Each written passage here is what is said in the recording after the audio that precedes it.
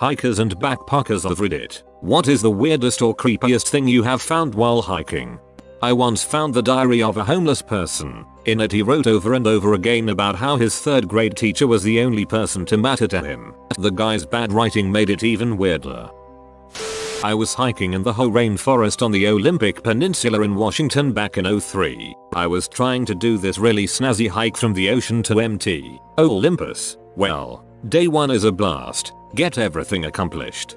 Day 2, fog. Fog as thick as anything you can imagine. I can't get a decent GPS fix, so I'm pretty much blind, but I know if I follow the Hoh River upstream, I'll get to one of the campsites I'm going for. Day goes by, and fog isn't clearing up at all. I get to a fairly big clearing and set up my tent. I grab a power bar and chill out as it starts going to the darkest black night I've ever experienced. I'm seriously a bit unnerved at the whole thing. Not scared as much as just anxious. About 2 in the morning, I start hearing this huffing noise, like Darth Vader without the helmet on. My imagination starts to go freaky, and I reach for my flashlight. I pull the drawstring on the tent a little, very quietly, and poke my head out. Still dark as death. I hear the noise coming from maybe 5 feet to my right. At this point, I'm seriously rethinking my belief in Sasquatch. I poke my flashlight out and turn it on. I'm a few feet away from a massive Roosevelt elk, who'd lost his way in the dark as well. He sees the flashlight, bolts the other way, tags a tree and knocks himself clean out. I laid in the tent until I heard a groan, a bunch of commotion and the big guy grunt away. Ha ha ha. Poor guy. I hope he was okay. Glad he didn't murder you. Been waiting years for this question. Hiking alone at dusk doing a 5-mile loop in the Santa Monica Mountains in Los Angeles. I see another lone hiker approaching from the opposite direction. As he gets closer, I suddenly realize I know this person. It's the guy who played James Gum, aka Buffalo Bill in Silence of the Lambs. We get within 3 feet of each other. He looks at me. He sees the lightning bolt of recognition hit my face. His sad and resigned expression backsaid it all. Yes, I'm him. No, I'm not really a serial killer. I walked briskly by him anyway and didn't look back until I was a good 100 yards down the trail. The words per audacia ad ignitum drawn in the snow in the absolute middle of nowhere, yet no footprints around them. The words were probably a few hours old. The closest translation we could find was through Audacity towards the unknown. An old as dirt nudist hiker, no shoes, no flip-flops, just his pack, a hat, and a pair of trekking poles. Ran into him while I was day hiking one of rockiest, nasty section of the Appalachian Trail in Pennsylvania. He was super friendly, very talkative, and completely ignored any and all questions about his lack of clothing. We walked together while he talked on and on for a few miles before I turned back and he carried on. Lefty, if you're still out on the trails, stay weird. This is why Lefty won't be joining you on your trip. He only hikes nude. Bushwalking in NSW, Australia. Me and my friend came across this weird platform looking thing made out of rocks. Later that year the cops arrested some bloke on suspicion of the murders of a series of backpackers who had gone missing over the course of a few years, and at the sites of several of the murders slightly off in the bush were these altars. The Current Affairs show runs footage of one. The trial and run up to it were all over the news, and yet it's that thing we found. The altars were typically no more than 300 yards from the victim's shallow graves. The guy who was arrested and subsequently convicted for the murders is Ivan Millett, Australia's worst serial killer. The cops are pretty sure that at least one other person was involved in the murders than the one now in jail for the crime. They just couldn't prove it. A man wearing a Ku Klux Klan hat with eye holes. Nothing else. Masturbating. I biked past him in the woods on the way home in 7th grade. Yes, it was Florida. Was fortunate enough to do a through hike of the it in 2012. Stopped by this guy's house known as the Ice Cream Man right on the trail. An old man with thick glasses appeared at the door, took me inside by the hand, and gave me an orange cream popsicle as he read Where the Wild Things Are to me as we sat at his kitchen table. Weirdness level. The 7th of March 2010. He sounds like a nice guy. Plus he's known as the Ice Cream Man, so I'm surprised you thought he would do something else. I've spent various stretches of time backpacking and camping throughout the US and seen some strange things. My brother and I came across an abandoned trailer town, of sorts, that scared the heck out of us. We also came across a rundown town, really small, out in New Mexico that seemed to have one person living in it. We based that on the fact that there was still some food and supplies there that were fairly fresh, perhaps just a few days old. Spent a couple days there trying to find the person, just to find out why they were staying in the town. Never found a person. We found the skeletal remains of an unknown number of deer, ranging from bucks to fawn, ensnared in a barbed wire fence that encompassed a 10x10 area in the Ozarks. A few of the skulls topped the fence posts, and there was one post in the middle of this area that had decaying deer bodies looked to be 2, but there were only 6 hooves jutting out of the wreckage. Wrapped around it, we found a dummy hanging from a tree while in the Yukon Territory of Canada, literally out in the middle of the woods. No reason for it, as far as we know. And we also came across a dead junkie on a road out of Olympia. Obvious OD, as he had his arm tied and a needle in hand. Eyes were glazed over and staring straight ahead, mouth slightly ajar. Took my young children to a cave not far from the house. Popular spot, but we had the place to ourselves. You can walk through it in about 30 minutes without too much difficulty. It has a tiny exit at the opposite end. It was pretty muddy, so we decided to turn around and head back to the entrance. Halfway back, there was a lit candle sitting about 8 feet up one side. It was definitely not there on the first trip. I went into full-on protective dad mode knowing there was likely someone hiding in the dark while we walked the rest of the way out.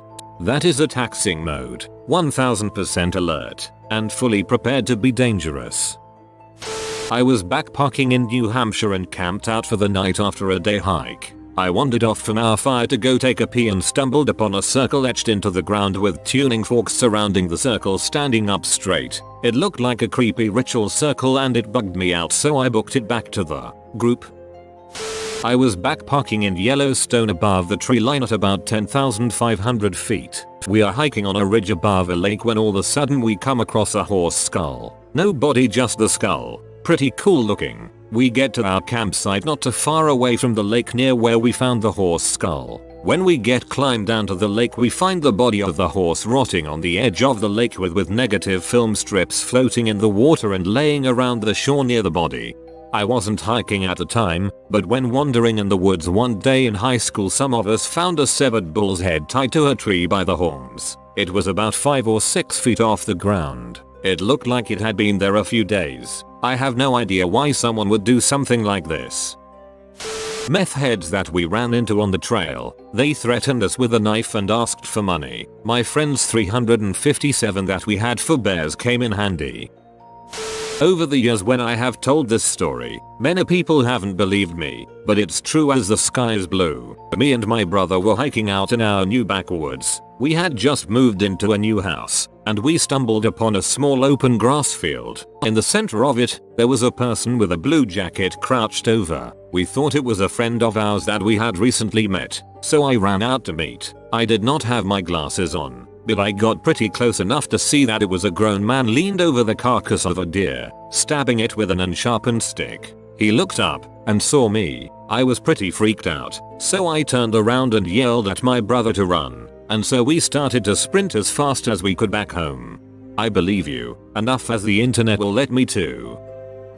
Geocaching hike deep in the New Mexico wilderness. Entered a clearing and saw a series of half-built crumbling concrete structures, rebar poking out of the concrete, and a dirt road approaching from the opposite direction of my hike. Footprints and some recent trash indicated people were still using the site. The whole thing seemed somehow post-apocalyptic and eerie. I was hiking alone, and for some reason the whole situation was freaking me out a bit. I decided to abort the hike and back out the way I hiked in. Found out later the site was used as a paintball tournament ground and designed on an urban warfare theme. There was absolutely no evidence of spent balls or paint on the concrete walls, which explains my confusion and the eeriness of finding half-destroyed buildings in the middle of nowhere.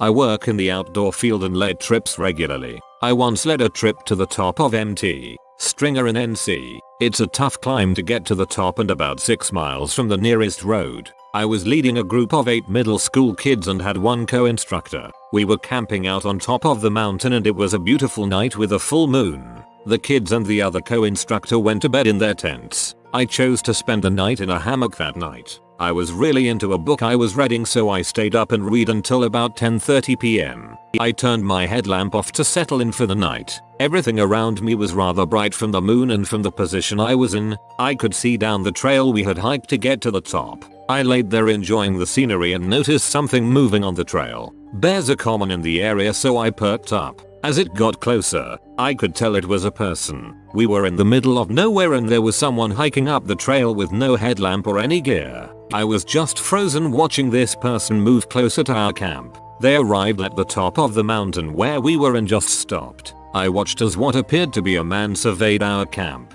I really could only see the outline of him. He stood there for what seemed like 30 minutes but may have been 10. He then turned, sat down under a tree facing our camp. He was sitting up in a way that I knew he wasn't trying to sleep. He just sat there staring at our camp. I had no idea what to do. I decided to wait it out. I waited, just staring at the man while he stared at my camp. This went on until about 3:30 a.m. Then, he stood up, took a moment to survey my camp a few minutes longer and then went back down the trail he came up on. I, to this day, have no idea what that was all about, but it freaked me out. I was paranoid that we were being followed for the rest of the trip. From that guy's point of view, dang. Freaking kids camping in my freaking chill spot. Frick it, it's been a long day. I need the chill spot, kids or no kids.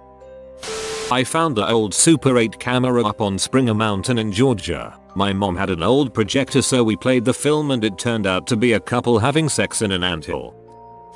I did a solo bike tour across the US, so I wasn't exactly hiking. I was in eastern Kansas, pretty close to the Missouri border, and I spotted a park in a town that looked pretty secluded, so I decided to camp out there for the night. I started wheeling my bike over to the gazebo where I was gonna stay, when this dude pulls up in a beat up Ford Taurus. He gets out and comes over to me, asking if I had any money, telling me how his girlfriend ruined his credit and was now with another man. He said he was trying to make his way back to South Dakota. I got a really weird vibe from the dude. He kinda seemed like some sort of junkie. He asked me where I was headed, and he offered to drive me if I would pay for gas. I explained what I was doing, and that it kinda defeated the purpose. He looked dumbfounded, got back in his car and sped off through the park. I camped out there, and the next morning when I got up, his car was there, and he was just looking at me. I didn't even have breakfast. I just got the frick out of there. My buddies and I found a cooler in a gully while camping. It was dark and we left it, but authorities found it a few weeks later and there was a body in it. So that's cool. This old woman hiker in her 70s somehow saw us in reverse order through a wormhole or something. The first time we saw her she said, "Oh, well hello again." I just passed it off as her being old, slightly senile. Then 30 minutes later, we saw her again and this time she just said hi as she passed us. I'm not even sure how she got there. She was going the opposite direction of us on the trail both times. If I had a twin I'd do this kind of crap all the time. I don't have a picture, but last year I hiked part of the Appalachian Trail in Tennessee when I came across a noose just hanging from one of the trees. Nothing was hanging from it. It was just there. Nothing was hanging from it. Nothing. Yet. Neither weird or creepy, but in middle school a bunch of friends and I were hiking when we're approached by a mute kid making the extended finger hole motion with his hands. We're not sure what's going on, so one of my friends yells he wants to us. Get the knives. Afraid, we all bust out our pocket knives and the poor kid runs back into the woods. A few minutes into the hike we spot an amorous couple furiously getting it on inside an old VW Beetle. We think the generous mute kid just wanted to share his pervy discovery with us, but we scared him off with knives. You have been visited by Birthday Cat. Liking this video in 3.58 seconds will do nothing. He's cute though. If you are new to the channel, you can subscribe. I publish new videos every day. Until then, check another video, or don't. Either way, have a great day you magnificent people.